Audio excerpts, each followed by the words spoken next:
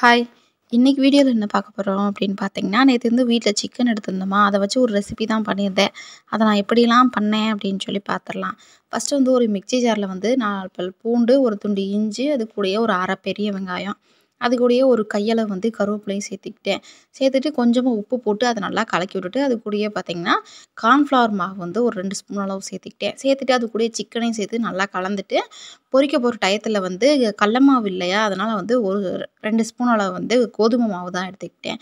அது கூடயே பார்த்தீங்கன்னா, காரத்துக்கு தகுந்த மாரி மொளகாத்தூள். நீங்க வேணுனா அந்த வெங்காயம் இதெல்லாம் அரைக்கும்போதே பச்சை மிளகா சேர்த்து அரைச்சுக்கோங்க. எனக்கு அது பிடிக்காது. அதனால தான் நான் மொளகாத்தூள் சேர்த்துக்கிட்டேன். சேர்த்துட்டு ஒரு கொஞ்சமா வந்து லெமன் சாறு வந்து எடுத்துக்கிட்டேன். சேர்த்து நல்லா கலந்துட்டு எண்ணெய் நல்லா சூடானதுக்கப்புறம் இத போட்டு பொரிச்சு எடுத்துட்டேன். நான் கூட கொஞ்சம் பயத்திலேயே இருந்தேன். அதான் கோதுமை மாவு போட்டு பொரிக்கிறோமே நல்லா இருக்குமோ என்னமோன்னு. ஆனா செம்ம டேஸ்ட்டா இருந்துச்சு. நல்லா மொறு மொறுன்னு வேற இருந்துச்சு. கண்டிப்பா நீங்களும் ட்ரை பண்ணி பாருங்க. இந்த வீடியோ உங்களுக்கு பிடிச்சிருந்துச்சு அப்படின்னா லைக் பண்ணி மறக்காம நம்ம சேனல சப்ஸ்கிரைப் பண்ணிக்கங்க. இந்த மாதிரியான வீடியோகள் தொடர்ந்து பார்க்க.